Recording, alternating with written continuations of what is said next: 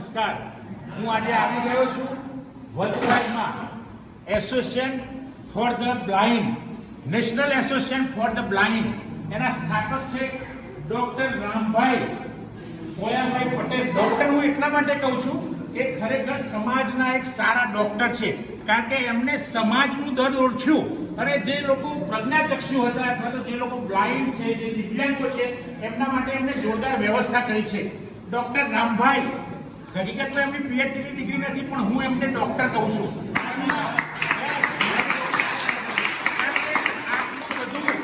સેવાનું કાર્ય જીવન પર્યંત કર્યું, જે હેલેન કેલર અને લુઈસ બ્રેઇલે કર્યું હતું એવું કાર્ય એમણે કર્યું. અને ભલે એ વિશ્વ કક્ષાના માણસ છે રામભાઈ પટેલ, ડોક્ટર રામભાઈ કોયાભાઈ પટેલ. એમના પત્નીનું નામ કમરાબેન છે, પણ કમરાબેનને અહીંના બાળકો, અહીંના વિદ્યાર્થીઓ, અહીંનો સ્ટાફ, સંદીપભાઈ, દીપકભાઈ, એમનું ફેમિલી એમને રામ સીતાની જોડી કહે છે. મિત્રો, કેમ કે રામ સીતાએ જે કામ કર્યું હતું રામાયણમાં, એવું જ કામ કમળાબેન અને રામભાઈએ કર્યું છે. સાથે એમના દીકરી અમે બેન પણ આ કામ કરી રહ્યા છે. મિત્રો, અહીંયા એટલી ટેલેન્ટ બેઠી છે વિદ્યાર્થીઓની અંદર. તમે જોશો તો એક વિદ્યાર્થી સ્ટીક વગર, લાકડી વગર ચાલી શકે છે. 100% બ્લાઇન્ડ છે. અહીંયા સાહિબ બેઠો છે, 5 વર્ષની ઉંમરનો સાહિબ છે. એ એટલા આનંદમાં રહે છે કે એને ઘર પણ યાદ નથી આવતું. બીજા અમારો નિપુણ છે, નિપુણ જે સરસ ગઝલ ગાયેલી કાલે. અહીંયાના બચુભાઈ એક શિક્ષક છે, એમને સંગીતનું જોરદાર કહેલું. આવા બધાના નામ નથી લેતો, પણ કેટલી દીકરીઓ અહીંયા બેઠી છે કે જે દીકરીઓ જબરજસ્ત કામ કરે છે, જબરજસ્ત ટેલેન્ટ છે એમની. અને આવી દીકરીઓ સ્ટીક વગર ચાલે છે. અહીંયા આ એસોસિએશનમાં દીકરી દીકરાઓને સંગીત શીખવાડવામાં આવે છે, જીવન કેવી રીતે જીવવું એ શીખવાડવામાં આવે છે. એટલે અહીંયાથી હું મારા મિત્ર નીતિનભાઈ સાથે, નીતિનભાઈ રાઠોડ જે મારા ખાસ મિત્ર છે, એમની સાથે આવ્યો છું. નીતિનભાઈએ મને કહ્યું કે આ અહીંયાનો સરસ વિડીયો બનાવો તમે. તો નીતિનભાઈ સાહેબના કહેવાથી મેં આ વિડીયાનો મને પ્રોત્સાહન મળ્યું અને ખૂબ આનંદ થાય છે કે અહીંયા એટલી બધી જબરજસ્ત ટેલેન્ટ બેઠી છે કે આ ભાઈ જુઓ 100% પ્રજ્ઞાચક્ષુ છે, છતાં પણ લાકડી વગેરે ચાલે છે. આ બાજુના એક મિત્ર છે, આ નાનકડો દીકરો છે, એ પણ 100% બ્લાઇન્ડ છે. એ પણ ગમે ત્યાં ચાલી શકે છે અને ગમે ત્યાં લાકડી વગર પોતાના રસ્તા પર ચાલી શકતા હોય છે. મિત્રો, આવા જ અહીંયા એક મિત્ર બેઠા છે, એ પોતે પ્રજ્ઞાચક્ષુ સાથે દિવ્યાંગ છે. શું નામ દીકરા આપનું? દશરથભાઈ. દશરથભાઈ છતાંય બિલકુલ હસતા રહે છે, કારણ કે અહીંયા હાસ્યનો ભાગ છે. આ national association for the blind એ હાસ્યનો બગીચો છે. મેં અહીંયા ખાસા દિવસ ગાળ્યા, પણ કોઈના મોઢા પર નિરાશા દેખાતી નથી. પ્રજ્ઞાચક્ષુ માણસોને તો કેટલી મુશ્કેલી હોય એવું લાગે, પણ અહીંયા આવીને સમાજને પણ એક પ્રેરણા મળશે. અમને તો પ્રેરણા મળી. વિદ્યાર્થીઓ જે બહારથી આવે છે, જે પ્રવાસીઓ આવે છે, એમને પણ અહીંયા પ્રેરણા મળે છે, કેમ કે અહીંયા હાસ્યનો ભાગ છે. અહીંયા સદાય બધા હસતા રહે છે પ્રજ્ઞાચક્ષુ મિત્રો. અને હું તો એમને બ્લાઇન્ડ નથી કહેતો, હું એમને પ્રજ્ઞાચક્ષુ નથી કહેતો, પણ સામાન્ય માણસ કરતા પણ આ લોકો વધુ સારા છે અને પોતાનું કામ જાતે કરે છે. અને અહીંયા અમીબેન, કમળાબેન, સંદીપભાઈ, દીપકભાઈ, બીજી બહેનો રસોડામાં પણ ઘણા બધા માણસો કામ કરે છે રસોડામાં.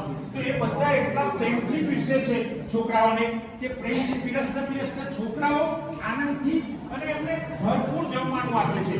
કે ભાઈ દીકરા દીકરીઓને, અહીંયા દીકરીઓ પણ બેઠી છે, બેન છે, સંગીતના ટીચર છે, સરસ છે. સંગીતમાં પણ સરસ એ ગાવાનું કામ કરે છે, પોતે તબલા વગાડી શકે છે, પોતે હાર્મોનિયમ વગાડી શકે છે. એવી કેટલી દીકરીઓ અહીંયા બેઠી છે પ્રજ્ઞાચક્ષુ અને દિવ્યાંગ કે જે ખૂબ સરસ મહેનત કરે છે, પોતાના કપડાં જાતે ધોવે છે, પોતે લાકડી વગર ચાલે છે, પોતે નાની દીકરીઓને, મોટી બહેનો હોય છે તેમને સંભાળીને લઈ જાય છે. અહીંયા આ એક પ્રેમ નગરી છે. આ national association for the blind એક પ્રેમ નગરી છે. અને આ પ્રેમ નગરીમાં કોઈ પણ આવશે તો પ્રેમ શીખીને જશે, કારણ કે બધી દીકરીઓના મોઢા પર જો હાસ્ય દેખાય છે. જો ભાઈ બધા તમે જોશો તો બધી દીકરીઓના મોઢા પર હાસ્ય દેખાશે. આ બાજુ જુઓ, બધાના મોઢા પર હાસ્ય દેખાય છે. તો મિત્રો, ખરેખર તમારે આનંદમાં રહેવું હોય, હસવું હોય, તો અહીંયા વલસાડમાં આવો અને નેશનલ એસોસિએશન ફોર ધ બ્લાઇન્ડમાં આવો અને તમે જુઓ કે અહીંયા આપણે જીવન જીવતા શીખી દઈશું. જે સાઇટેડ માણસ છે, જે દેખતો માણસ છે, એ પોતાની જાતને એવું માનશે કે હું બરાબર દેખતો નથી, આ મારા કરતાં વધુ દેખે છે, આ મારા કરતાં વધુ જુએ છે દુનિયાને. કારણ કે નાના નાના સાહિબ જેવા બાળકો અહીંયા ખુશમાં રહે છે અને મમ્મી યાદ નથી આવતી અને પપ્પા યાદ નથી આવતા. તો અભિબેન, કમળાબેન અને સ્વર્ગસ્થ ડોક્ટર રામભાઈનો કેટલો પ્રેમ હશે કે આ બાળકો અહીંયા આટલા બધા ખુશ રહેતા હશે. અહીંયા મિત્રો રોજ પ્રાર્થના થાય છે અને પ્રાર્થના પછી જમવાનું થાય છે.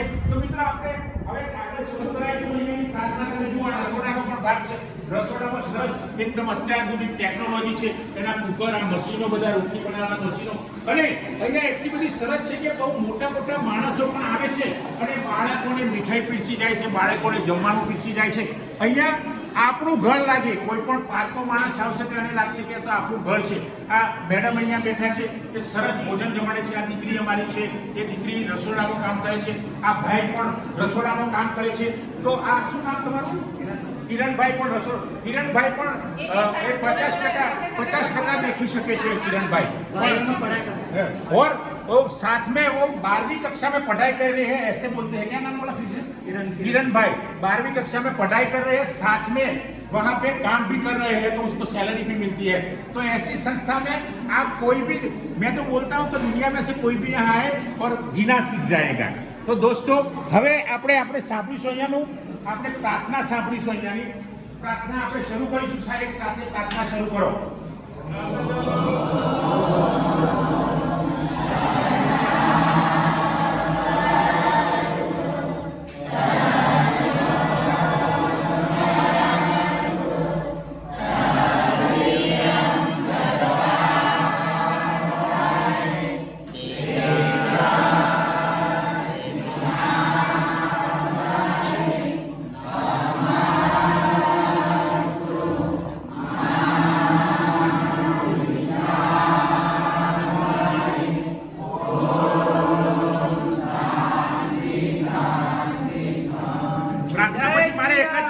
પ્રાર્થના પછી મારે એક જ કહેવું છે કે અહીંયા રોજ બાળકોને, વિદ્યાર્થીઓને જુદી જુદી મીઠાઈઓ, મિષ્ટાનો, વિવિધ પ્રકારની વાનગીઓ ખાવા મળે છે અને વિદ્યાર્થીઓ ક્યારેય પ્રાર્થના કર્યા વગર ખાતા નથી. એ બહુ મોટી વસ્તુ છે.